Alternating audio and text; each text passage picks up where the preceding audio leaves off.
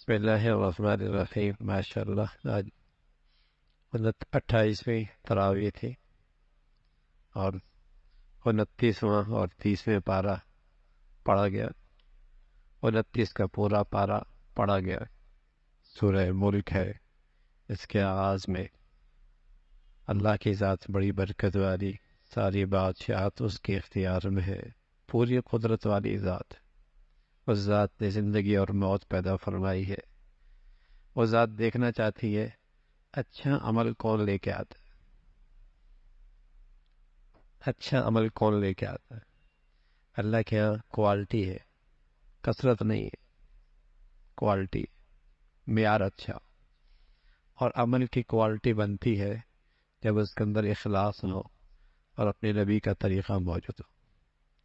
جتنی وہ چیز شریعت کے مطابق سنت میں ڈھلی ہوگی اور جس قدر اخلاص اور خلوص زیادہ ہوگا، اس عمل کا وزن بڑھ جائے گا اور اس عمل کا معیار بڑھ جائے گا۔ اسی کا تذکرہ فرمایا کہ اللہ رب العزت قادر مطلق ہے دنیا آخرت کے لحاظ سے۔ اس پوری کائنات میں قادر مطلق وہی ہے۔ آسمان کا منظر دیکھو، بار بار دیکھو، کہیں پھٹن اس چھت پہ بھی نظر آ رہی ہے؟ کچھ نہیں ملے گا۔ یہ اسی کی ذات ہے، اسی کی قدرت ہے، سب کچھ سنتا ہے، سب کچھ دیکھتا ہے۔ بدعملی کرنے والے کیسے اللہ کی پکڑ سے بے خوف ہو چکے ہیں، کیسے بے خوف۔ ایک دن آنے والا ہے جس دن اللہ بدعمالیوں پہ سزا دیں گے۔ کفار کہا کرتے تھے وعدہ کب پورا ہوگا، اگر ہم نافرمانے تو سزا کیوں نہیں ہوتی؟ فرمایا اللہ کے پاس وقت ہے۔ پھر اسی کی قدرت فرمائی کہ پانی جو زندگی کی ابتدا اور بقا کا سامان ہے، اور وہی پانی اللہ زمین کے اندر جذب کر دے تو کون ہے اس پانی کو لے کے آنے؟ ہر چیز کا وجود اور بقا پانی سے ہے، اور وہ ذات اس پانی ہی کو زمین کے اندر گم کر دے، کون لے کے آئے گا؟ ایک نادان گستاخ بے ادب کہنے لگا میں کنواں کھودوں گا، پانی نکال لوں گا۔ اللہ رب العزت نے فوراً تھپڑ مارا اور اس کی آنکھوں کی بینائی ختم کر دی، اس کی آنکھوں کا پانی ختم کر دیا۔ اور اللہ نے یہ بتا دیا پہلے اپنے آنکھوں کا پانی تو واپس لوٹا کے دکھا۔ آنکھوں کا پانی گم کر دے، جسم کا پانی گم کر دے، کون لاگ سکتا؟ بس اوقات بے ادبی اور گستاخی کی سزا جلدی بھی ملتی ہے، جلدی بھی تھپڑ لگتا ہے۔ سورہ قلم ہے، علم اور قلم اسباب علم کی ہمارے دین اور ہماری شریعت میں بڑی قدر ہے۔ اسی کی قسم ہے کفار آپ کی گستاخی کیا کرتے تھے کہ آپ اخلاق سے عاری ہے، آپ سے رشتے ٹوٹ پھوٹ گئے ہیں۔ اللہ نے جواب دیا آپ تو عظیم اخلاق پر، آپ کے خلق تو بہت اعلیٰ ہے۔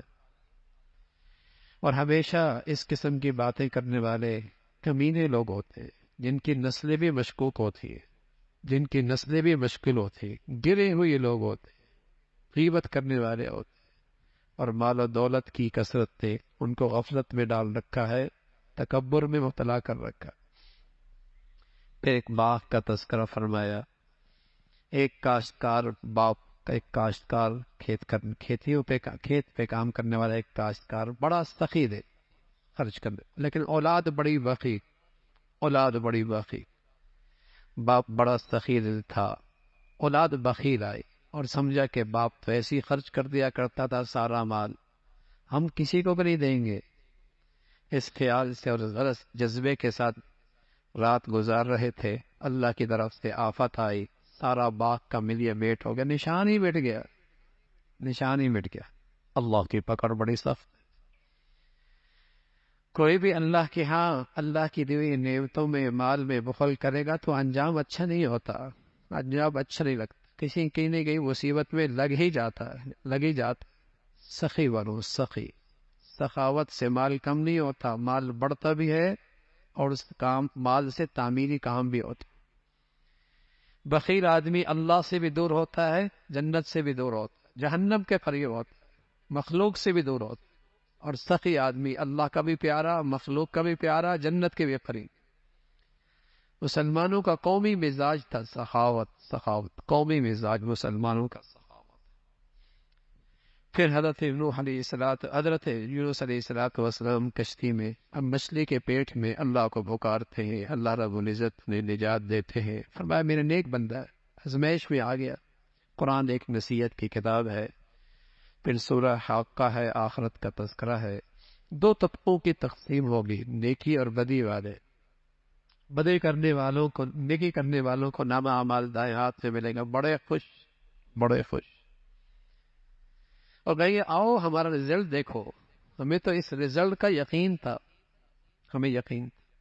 اور بدعمالی کرنے والے، ان کو نامہ اعمال بائیں ہاتھ، انتہائی شرمندہ، رسوا، نہ مال کام آیا نہ آج اولاد کام آئی، زنجیروں میں جکڑ کر جہنم میں دھکیل دیا جائے گا، کوئی ساتھ لینے والا نہیں ہو۔ اور غسلین اور ایسے گناہ گاروں کا وہ کھانا، زقوم کا کھانا، تو اس کا تذکرہ فرمایا پھر سورہ معارج ہے۔ اللہ رب العزت نے اس کائنات کو بنایا، پھر آخرت کی زندگی ایک دن 50,000 سال کا۔ اس دن مجرم کہے گا اے اللہ میری جان چھوٹ جا، میری اولاد کو میرے بدلے میں جہنم میں ڈال، میرے گھر والوں کو ڈال دے، میری بیوی کو ڈال دے، میرے بچوں کو ڈال دے۔ تو لیکن وہاں تو جو مجرم ہوگا سزا اسی کو ملے گی، وہاں تو مجرم ہی کو سزا ملے گی، ظالم ہی کو ملے گی، بدکار ہی کو ملے گی، کوئی دوسرا نہیں پکڑا جائے گا۔ لیکن جن رشتوں کے خاطر اس دنیا میں آدمی اللہ کو ناراض کرتا ہے، اس دن انہی کو پیش کر دے گا، سارے رشتے فشتے ٹوٹ پھوٹ جائے۔ ہاں نیک لوگ، نمازوں کا اہتمام کرنے والے، اللہ کے راستے میں خرچ کرنے والے، نمازوں پہ استقامت کا مظاہرہ کرنے والے، امانتوں کا خیال کرنے والے، سچی گواہی دینے والے، نمازوں کو اپنے اوقات کے ساتھ خیال رکھنے والے، یہ ہے ان کی وہاں بھی عزت ہوگی، شرافت کا، ان کی وہاں بھی شرفاء میں ہوگے، اکرام ہوگا، اس کا تذکرہ۔ پھر حضرت نوح علیہ السلام کا تذکرہ ہے، اللہ کی دعوت دیتے ہیں اور دعوت دیتے ہی جاتے ہیں اور صدیاں گزر جاتی ہیں، لیکن قوم اور بھٹکتی اور بھٹکتی اور دور ہوتی ہے۔ حضرت نوح علیہ السلام قوم کو نصیحت کرتے ہیں اللہ سے معافی مانگو، رحمت کی بارشیں آئیں گی، اللہ نرینہ اولاد دے گا، تمہاری معاشی حالت اچھی ہو جائے گی، توبہ کرنے کی یہ ساری برکات قرآن میں موجود ہے، رحمت کی بارشیں ہوتی ہے، کھیت زراعت شاندار ہونے لگتی ہے، معاشی حالت اچھی ہونے لگتی ہے، اللہ نرینہ اولاد دیتے۔ یہ استغفار حسن بصری رحمۃ اللہ علیہ کی خدمت میں ایک شخص آیا، کہت کوئی وظیفہ بتائیں، اولاد نہیں ہے، فرمایا استغفار کرو۔ کچھ عرصے کے بعد ایک شخص آیا، کہا یا حسن بصری صاحب بارشیں نہیں ہو رہی، کوئی وظیفہ بتائیں، کہا استغفار کرو۔ کوئی ایک شخص آیا، کہا معاشی طور پہ بڑی پریشانی ہے، کہا استغفار کرو۔ پاس بیٹھنے والے نے کہا بیماریاں مختلف ہیں، حاجات مختلف تھی، نسخہ ایک ہی دیا، فرمایا اللہ نے کہا ہے، اللہ نے کہا یہ استغفار میں یہ تاثیر موجود ہے، بشرطیکہ کہ وہ قوم ندامت کے ساتھ اللہ سے معافی مانگے، ندامت اور شرمندگی کے ساتھ اللہ سے معافی مانگے، یہ ساری برکتیں ہیں موجود، اس عمل میں یہ تاثیر اللہ نے رکھی ہے، اس میں موجود ہے۔ اور کوئی شخص اپنی انفرادی زندگی میں سچی توبہ کرے گا تو اللہ کے نبی نے فرمایا 3 انعام ملے، 3 انعام ملے۔ تنگی سے اللہ رب العزت راستہ نکال دے گا، غم دل کا ختم ہو جائے گا، روزی اور معاش وہاں سے ہوگا اس کے وہاں و گمان کے اندر بھی نہیں ہو۔ یہ اللہ کے نبی نے استغفار کی تاثیر بتائی۔ اللہ ہمیں اپنی نبی کی بات پہ صحیح اعتماد نصیب فرما دے۔ دنیا کے طبیب نسخے دیں کتنے اہتمام سے استعمال کرتے ہیں، اور کائنات کے سب سے بڑے انسان نسخے دیں تو مسلمانوں کے یہاں اس کا اہتمام نہیں رہتا، اور روتے بھی ہیں، چیختے چلاتے بھی ہیں، حالات ٹھیک نہیں، نہ نجی حالات ٹھیک ہیں نہ قومی حالات ٹھیک ہیں، لیکن وہ نسخہ جو طبیب اعظم دے کے گئے اس کی قدر بھی کوئی نہیں۔ حضرت نوح علیہ السلام نے اللہ کے سامنے بد دعا کی، اللہ اس قوم سے زمین کو پاک کرتے، ان سے کوئی امید نہیں ہے۔ اللہ رب العزت کی پکڑ آئی، غرق ہو گئے، کوئی بھی نہیں بچا۔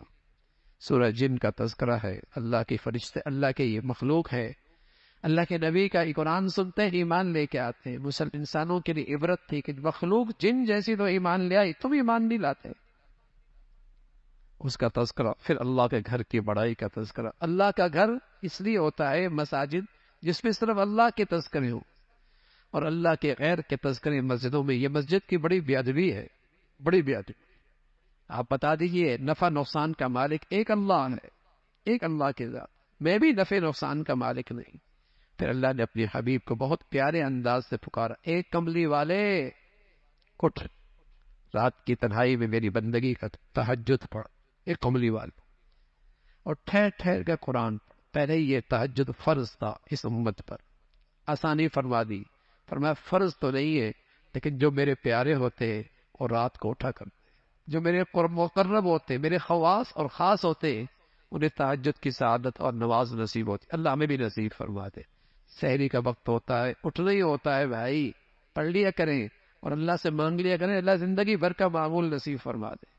تہجد کی نماز جہاں اللہ کے مقرب بندوں کی نماز ہے، وہاں اللہ کے نبی نے اس کی تاثیر بتائی ہے، اس کو بٹھا دو بھائی۔ وہاں یہ تاثیر بھی بتائیے کہ اس سے جسم کی صحت بھی ہے، اس میں جسم کی صحت بھی ہے۔ طبیب کہہ دے صبح صبح واکنگ کر لو، صحت مل جائے گی، تو 30 سال سے سورج نکلتے نہیں دیکھا، واکنگ کرنا شروع کر دے گا سویرے سویرے۔ اور اللہ کے نبی کہہ رہے ہیں تہجد میں صحت ہے، تہجد میں بھی روحانی بھی صحت ہے، جسمانی بھی صحت ہے، اس کا تذکرہ فرمایا۔ اور پھر سورہ مدثر کا تذکرہ ہے، اب اللہ کی دعوت، اللہ کا پیغام پہنچاتے رہیں۔ ولید بن مغیرہ جیسا زمیندار، بڑی دولت، بڑا پیسہ، روزانہ ہر سالانہ کروڑوں روپے کی آمدنی اس کی ہوا کرتی، لیکن اس کی دولت نے اسے اور سرکش بنا دیا، اس کا تذکرہ فرمایا۔ پھر جنت جہنم میں جانے والوں کا تذکرہ، وہ کیا کن بری عادتوں میں مبتلا تھے کہ جہنم میں گئے، فرمایا ان کی ایک بری عادت تو یہ تھی کہ وہ نماز نہیں پڑھتے۔ جہنم میں جانے والوں کی عادات کا تذکرہ فرمایا، ان کی ایک عادت تو یہ تھی کہ وہ نماز نہیں پڑھتے۔ ما سلککم فی سقر، کیوں پڑھے ہو جہنم میں؟ کہتے ہیں لم نکو من المصلین، نماز نہیں پڑھتے۔ بڑی ہمت ہے مسلمانوں کی، قرآن پہ ایمان رکھتے ہیں اور پھر ان کی اولادیں اور بچیاں نماز نہیں پڑھتی اور فکر بھی نہیں ہوتی، دنیا کی آگ کی طرف جائیں تو بے چین ہو جاتی ہیں، جہنم کی آگ کی طرف میری نسل دوڑ رہی ہے، کسی کے ماتھے پہ بل نہیں آتا، کام پہ جو نہیں رنگ۔ ما سلککم فی سقر، کیوں پڑھے جہنم، نماز نہیں پڑھتے۔ اللہ نہ کرے ہمارے گھروں میں کوئی بے نمازی ہو، اللہ نہ کرے۔ نماز تو اسلام کا وہ بنیادی رکن ہے بھائی، اس کے بعد اسلام ہے ہی کوئی نہیں اس کے بغیر۔ یہ تو جسم میں جیسے سر ہوتا ہے، ایسے ہی نماز اسلام میں سر کی مانند ہے، بغیر سر کی زندگی کوئی نہیں، بغیر سر کے میرا نبی فرمایا کرتے تھے اسلام کوئی نہیں، بغیر نماز کے اسلام کوئی نہیں۔ ما سلککم فی، جہنمیوں میں جانے کی وجوہات قرآن بتاتا ہے، نماز نہیں پڑھتے، ضرورت مندوں کی ضرورت نہیں پوری کرتے، بے دینوں کے ساتھ مل کر اہل دین کا مذاق اڑایا کرتے تھے، اور انہیں مرنے کے بعد کی زندگی کا یقین ہی کوئی نہیں۔ مسلمان انکار تو نہیں کرتا، مرنے کے بعد کی زندگی کا انکار تو نہیں کرتا، لیکن یقین اسے بھی کوئی نہیں۔ یقین اتنا کمزور ہو گیا کہ وہ زندگی آج ہمیں عمل پہ نہیں کھڑا کرتی، آج وہ زندگی ہمیں عمل پہ نہیں کھڑا کرتی، یقین نہیں ہے نا، وہ زندگی یقین پہ، یہ زندگی عمل پہ کھڑا کرتی ہے، روز دفتر جاتا ہے، روز فیکٹری جاتا ہے، روز دکان جاتا ہے، روز مزدوری کرتا ہے، یہ زندگی مجھے عمل پہ کھڑا کرتی ہے، وہ زندگی مجھے عمل پہ کھڑا نہیں کرتی، یقین کمزور۔ فرمایا آخرت کی زندگی میں یقین نہیں ہے، اس کا تذکرہ فرمایا، سورہ قیامت کا تذکرہ، قیامت ہے یہ موضوع، یہی ہے قیامت، قیامت مرنا ہے۔ فرمایا قدرت دیکھ تو نا، انسان کی شناخت اتنی دنیا ترقی کر گئی، لیکن سب سے مؤثر شناخت کا راستہ کیا ہے؟ انسان کے انگلیوں کے پورے، ہر وہ انسان ہے، کسی کا پورا دوسرے سے نہیں مل، اللہ۔ اور یہ ہے کتنا بڑا رقبہ، ہے کتنا بڑا حصہ، اس چھوٹے سی حصے میں اللہ نے کتنی لکیریں ڈالی ہیں کہ کھربوں انسانوں کی لکیریں آپس میں نہیں ملتی، سبحان اللہ۔ اور وہ اللہ ہے جہاں انسانوں کو دوبارہ پیدا کرے گا، وہ انگلیوں کے پورے بھی پیدا کرے گا، اس کی قدرت کا کیا گیا۔ لیکن تم ہو دنیا کی چاہت تمہیں زیادہ، تمہاری نظر میں زیادہ اہم ہے، آخرت کو تم فراموش کرتے ہو، اس کی مذمت فرمائی۔ انسان پہ ایک دور ایسا بھی آیا اس کا کوئی وجود ہی نہیں تھا، پھر اللہ نے اسے پیدا کیا، راستے دکھا دیے بھائی، شکر گزار بننا ہے، نافرمان بننا، ہدایت پہ چلنا ہے، گمراہی پہ چلنا، اختیار ہے، لیکن دونوں کی سزا اور انعام کا ایک اعلان بھی فرما دیا۔ اگر نیکی پہ چلو گے جنت ہے، مسیریوں پہ بیٹھے ہوگے، جنت کا تمہارا مسکن ہوگا، تمہاری حسن و جمال، تمہیں اللہ رب العزت حسن جمال سے نوازیں گے، اور سب سے بڑی بات، وہ اللہ تمہیں خود پلائیں گے، اثر کے بعد بھی میں نے عرض کیا تھا کہ وَسَقَاهُمْ رَبُّهُمْ شَرَابًا طَهُورًا، آپ کے گھر میں مہمان آتا ہے تو آپ ملازم سے کہتے ہیں شربت پلا دو، کوئی اور اہم مہمان ہوتا ہے تو آپ بیٹے سے کہتے ہیں بیٹے تم پلا دو، اور کوئی اور بڑا مہمان ہوتا ہے عظیم، بڑا عظیم، جس کی قدر زیادہ ہوتی ہے، آپ خود کھڑے ہو کے اسے پلا رہے ہوتے. سبحان اللہ. بعض خوش نصیب جنتی بھی ایسے ہوں گے اللہ انہیں خود پلا رہا ہو. وَسَقَاهُمْ رَبُّهُمْ شَرَابًا طَهُورًا. ایسی شان، ایسی محبت، ایسی اللہ رب العزت اکرام. سبحان اللہ. یہ جنت میں سب کچھ ہو، اس کا تذکرہ فرمایا. سورہ مرسلات کا تذکرہ ہے، کئی سارے قسمیں کھائیں، فرمایا فیصلے کا دن آنے والا ہے، جھوٹے عقیدہ، جھوٹا عمل، جھوٹی زبان، بڑی بربادی ہے، بڑی بربادی. اس کی کئی مرتبہ مذمت فرمائی. پھر جنت کی نعمتوں کا تذکرہ ہے، نیکی کرنے والوں کو اللہ رب العزت یوں ہی نوازا کرتے ہیں. پھر سورہ نبا ہے، قیامت آئے گی، وہ بڑی خبر ہے، قیامت کی خبر بڑی خبر ہے. اور اس سے اللہ کی قدرت دیکھو نا، زمین و آسمان کا یہ سارا نظام، آسمان سے بارش کا برسنا، کھیتوں کا اگنا، اور زمین کے اندر سے سارا نظام کس کے حکم سے چلتا ہے؟ اللہ کے حکم سے چلتا ہے. پھر پرہیزگاروں کے لوگوں کے لیے کامیابی ہے، جنت کی نعمتیں ہیں، اور وہاں کوئی تکلیف کی بات، بےہودہ بات جنتی نہیں سنے گا. وہاں سفارش کون کرے گا؟ جسے اللہ اجازت دے. نبی سفارش کریں گے، شہداء سفارش کریں گے، علماء سفارش کریں گے، حفاظ سفارش کریں گے. یہ اللہ کے مقرب ترین لوگ ہوں گے، وہ جنہیں اللہ سفارش کی اجازت دیں گے. انبیاء کریں گے، علماء اولیاء کریں گے، علماء کریں گے، حفاظ کریں گے، شہداء کریں گے. یہ اللہ کے مخصوص لوگ ہوں گے جنہیں سفارش کی اجازت ہوگی، اور جنہیں اجازت نہیں ہوگی وہ کوئی سفارش نہیں کر سکتے. سورہ نازعات کا تذکرہ ہے، اللہ کی بڑائی کو عدد. پھر حضرت موسیٰ علیہ السلام کا تذکرہ، اور ان کے مقابل پہ آنے والا سب سے روئے زمین کا بڑا دشمن فرعون. کہتا تھا میں رب ہوں، رب ہوں، ربوبیت کا دعویٰ کیا کرتا. انا ربکم الاعلی. اللہ نے پکڑ فرمائی، فرمایا ایسی پکڑ گئی کہ عبرت کا نشان بنا. بڑی خبر آنے والی ہے، اس دن انسان کو ہوش آئے گا. لیکن وقت نکل چکا. آج تو دنیا میں اللہ کے سامنے کھڑے ہونے سے ڈر گیا اور خواہشات کی زندگی سے دستبردار ہو کر مولا کی زندگی اختیار کرنے لگا. جنت اس کا ٹھکانہ. ایک نفس پرستی کی زندگی ہے اور ایک خدا پرستی کی زندگی ہے. خوف خدا اندر آ جائے تو نفس پرستی سے آدمی دستبردار ہوتا ہے اور خدا پرستی کی زندگی پہ آ جاتا ہے. اور جب آدمی آخرت کو فراموش کر بیٹھتا ہے، خدا پرستی کو چھوڑ دیتا ہے، نفس پرستی کی زندگی اختیار کرتا ہے. اور یہ سب سے بڑا فتنہ آج دنیا کا سب سے بڑا مذہب ہے. جو من میں آیا وہ کرنا، جو من میں آیا وہ کرنا. پھر سورہ عبس کا تذکرہ ہے. قریش کے سردار، ان کی چاہت تھی آپ ہمیں تھوڑا سا وقت دیں اور صرف ہم سے بات کریں. آپ کی مجلس میں اور کوئی غریب فقیر کوئی نہ ہو، بس ہم سے بات کریں. بس ہماری عزت کا تعلق ہے، ہماری شان ایسی ہے کہ آپ اکیلے میں ہمیں وقت دیں. اللہ کے نبی صلی اللہ علیہ وسلم ان سے بات کر رہے تھے. اتنے میں ایک مخلص صحابی حضرت عبداللہ بن مکتوم وہ آئے اور کوئی سوال کرنے لگے. آپ علیہ الصلوۃ والسلام اس خیال سے کہ یہ آج ہاتھ آئے ہیں، ان سے بات کر لی جائے، یہ تو اپنے ہی ہے، پھر بھی پوچھ لے گا. لیکن اللہ کے نبی صلی اللہ علیہ وسلم کو اللہ نے کہا نہ، یہ طالب ہے، یہ سچا طالب ہے. اور یہ لوگ ہیں ان کے اندر طلب نہیں ہے.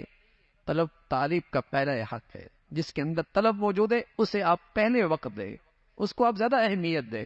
اس کا تذکرہ فرمایا. پھر آخرت کا تذکرہ، جہاں ہر آدمی دوسرے سے بھاگتا ہوا نظر آئے گا.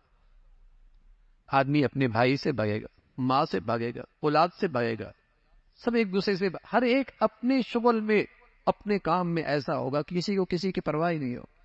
کچھ چہرے جن کے چہروں پہ خوبصورتی چمک رہی ہو، حسن چمک رہا ہو، چہرے چمک رہے ہوں گے، وہ لوگ کامیاب لوگ ہوں. کچھ لوگ جن کے چہروں پہ سیاہی ہوگی، جو دنیا میں اللہ کی نافرمانی کرتے تھے. یہ منظر وہاں ہوگا. پھر سورہ تکویر کا تذکرہ ہے، کس طریقے سے سارا نظام درم برم ہو جائے گا، ستارے بے نور ہو جائیں گے، سورج چاند کی روشنی ختم ہو جائے گی، جنگل کے درندے شہروں کی طرف دوڑ پڑیں گے. اور وہ دن قائم ہوگا، وہ بڑا سخت دن ہے، بڑا سخت دن ہے.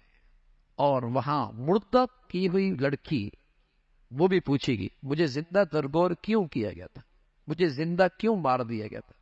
اس زمانے میں تو بچیاں پیدا ہوتی تھیں پھر انہیں قتل کرتے تھے، اور آج 4 مہینے کے بعد 5 مہینے کے بعد بچوں کو ضائع کر دیتے، اس لیے کہ بچہ ایک ہی اچھا، یا بچہ 2 ہی اچھے، یا بچیاں کی ہو بس بچے ہو. ہاں جب پتہ چلتا ہے 4 مہینے کے بعد 5 مہینے کے بعد اسے قتل کر دیتے ہیں. یہ قاتل ہے، جو کہتا ہے وہ بھی قاتل ہے، جو کرتا ہے وہ بھی قاتل ہے، جو سہولت کار ہے وہ بھی قاتل۔ روح پڑ جاتی، روح پڑ جاتی کل قیامت میں۔ آج تو شاید کوئی ہاتھ نہ ڈالے، لیکن کل قیامت میں تو یہ مظلوم اللہ کے سامنے فریاد کرے گا، برجا کرے گا۔ پھر قیامت کا تذکرہ ہے اور انسان کو تلقین فرمائے، انسان تو اپنے رب سے کیوں غافل ہے؟ دیکھتا نہیں اپنی تخلیق، اپنا جسم، کیسے اللہ نے تیری ذات کے اندر کیسی کیسی نعمتیں رکھی ہے اور کیسا حسین بنایا ہے، ایسا جیسے تو چاہے کہ ایسا مجھے بنا دے۔ ارے آنکھیں کہیں اور ہوتی، ناک کہیں اور ہوتا، منہ کہیں اور ہوتا، سبحان اللہ، لقمہ اٹھاتا ہے، دیکھ بھی لیتا ہے، سونگ بھی لیتا ہے، کھا بھی لیتا ہے۔ ہاں؟ ایسی خوبصورت تصویر بنائی ہے، پھر اس رب کریم سے کس چیز نے تجھے غافل کر رکھا؟ وہ دن آنے والا ہے، دن بڑا سخت ہے، اور وہاں بادشاہت، فیصلہ صرف ایک اللہ کا ہے اور کوئی نہیں ہوگا۔ اللہ رب العزت اپنی عظمت، محبت اور آخرت کی سچی فکر نصیب فرمائے۔